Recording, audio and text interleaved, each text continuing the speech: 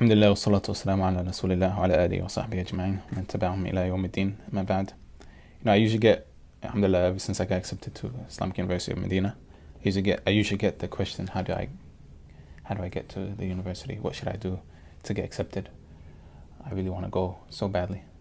And wallahi, these questions are very relatable because I had the same exact questions when I first was interested to go there. Walillah alhamd. And I got some answers from some people, but not as much as I would like.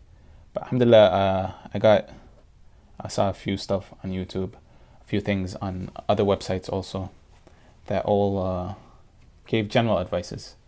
But I just wanted to speak about generally studying at Islamic University of Madina, and also some of the ways to, inshallah, bi'idhnillah, practical steps to getting accepted to the university, bi'idhnillah.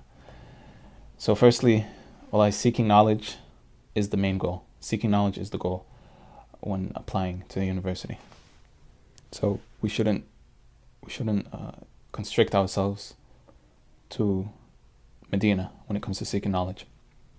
When I went for Umrah to go for the interview, I went with a very close friend of mine. He was, I think, 30 years old at the time, and I was 18, 19. And so my friend was kind of translating for me. I wasn't that good in Arabic, so he's kind of translating for me. And he asked, because obviously there's a age limit to applying to getting accepted, and the age is 25. So my friend was like, kind of joking. He's like, yeah, I wish I could study here, but I'm only 30. And then the interviewer, the Sheikh, may Allah bless him, who interviewed me, he said, always seek knowledge, and know that knowledge is not muqayyad, is not constricted to Medina.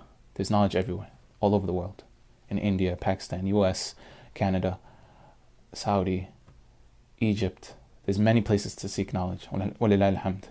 Yeah, obviously you have the Medina is a very convenient place, and you have the Masjid Nabawi and Masjid al-Haram 4 hours away.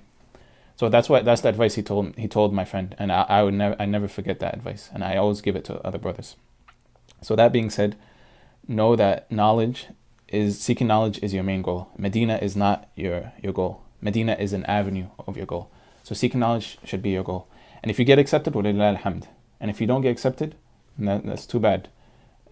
You're still going to be seeking knowledge because that was your goal. And that was the mentality I had when I first applied. I told myself I was going to do Islamic Online University, and I told myself I was going to be even more knowledgeable than the ones who graduated from Medina.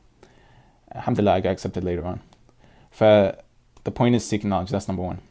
Number two, some people, like one of our beloved mashayikh, he told us, some people love knowledge, and some people are in love with knowledge, and you have to choose one. Most of the people love knowledge, they respect it and all that great stuff, but being in love with knowledge is a whole different ballgame. This is what keeps you up at night. This is what you think about all day before you sleep. When you wake up, this is what makes you forget about your hunger. So it's a whole different ballgame. And obviously the way to develop this love and passion for seeking knowledge is to always look at the virtues of ilm. What does Allah subhanahu wa ta'ala say in the Quran about the people of knowledge? What does the Prophet ﷺ say about the people of knowledge and seeking knowledge? Read the hadith, the virtues of knowledge. So that's number two. That's the second point. And just to mention, finally, some practical steps in seeking also seeking knowledge is to have a manhaj, have a system, with your local sheikh. Try to start something before you go to Medina, or before you go to Egypt, or any other place that you wish to go to. Try to have a system going, memorization, learning Arabic. Try to find a sheikh that you could shadow and learn from him personally, and try your best from there. Have a system. And then also, one of my mashayikh said, before I went to Medina, he said, if you're lazy in America, you're going to be lazy in Medina. There's no some amazing thing that automatically happens where you become a great student of knowledge as soon as you step into Medina. If you're lazy in America, you're going to be lazy in Medina. And that's for anything. So moving on, when you're seeking knowledge here in America or any country you're in at the moment, you're going to be in the habit, you're going to be in the whole system. You're going to be familiar with knowledge, familiar with Arabic, familiar with the Quran. So inshallah, when you do take that next step, it's going to be easier for you, bi'idhnillah. And we've seen that with many students. It was much easier for them as soon as they were accepted. And some students who did nothing, whether it was their fault or not, it was much harder for them. Well, and it's all khair, inshallah. So moving on to practical steps of getting accepted to Islamic University in Medina. Number one is, actually we're going to save the most important one to last, but I spoke to one of the brothers. I think he's a PhD student. He works in the admin building of where they accept students and the whole admin building. So I asked him, I was like, what do they look at? What is the main things that they look at in the application? First of all, you should apply. On the internet, and it's very easy to apply and upload all your documents. So I asked him, what do you guys look at when accepting a student? He told me three things. He said, number one, age. So the younger, the better. Obviously, the younger you are, the more free time you're going to have, the less responsibilities you're going to have. So you're going to free up to seek knowledge. You won't have to drop out because of your family, you have a kid. Yeah. So they like people who are young, and that's understandable. So 18, 17, 18, 19, inshallah 20. Number two, he said they look at your GPA. And why do they look at your GPA in America? For example, your high school GPA. It's because they want to see what kind of student you are in general. Because, like we said, if you're lazy in America, you're probably going to be lazy in Medina.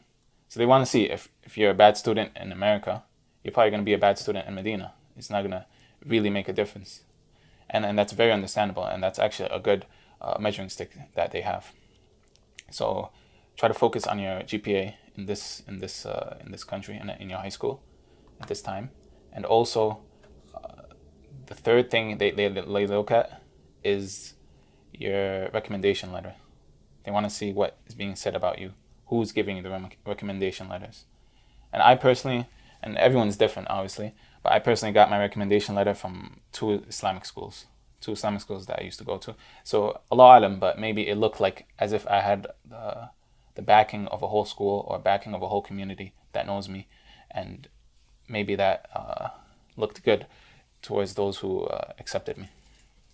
And fourthly, to increase your chances of getting accepted is to go to Umrah. Go to Umrah and come to the University of Madina and go for an in-person interview. It's not mandatory, because if you can't come in person, they do it online with you, having an interview with you online. But if you come for Umrah, it will, inshallah, increase your chances of getting accepted, bi'idhnillah. And if you do plan on coming, inshallah, you can contact me, bi'idhnillah, and I'll try to get you an interview in the University of Madina, bi'idhnillah.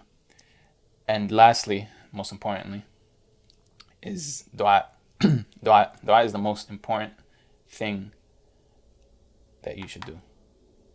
And if you have any doubt about the dua at this point, that, oh, it's just dua, I'm not really, you don't have full faith in it, then you have bigger problems than Islamic University of Medina. You shouldn't even be worrying about Madina University. You should be worrying about you and your Lord, your connection with your Lord.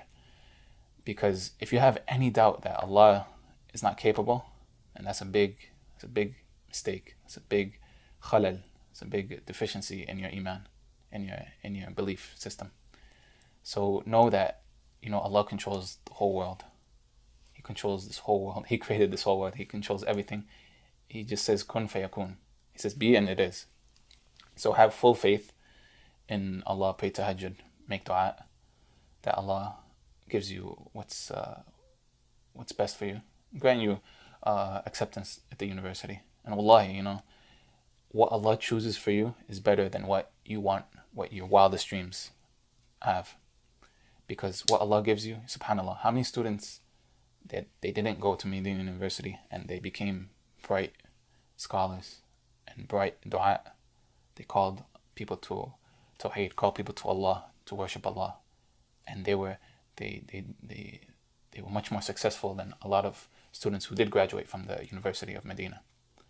So what Allah chooses for you is what's best for you.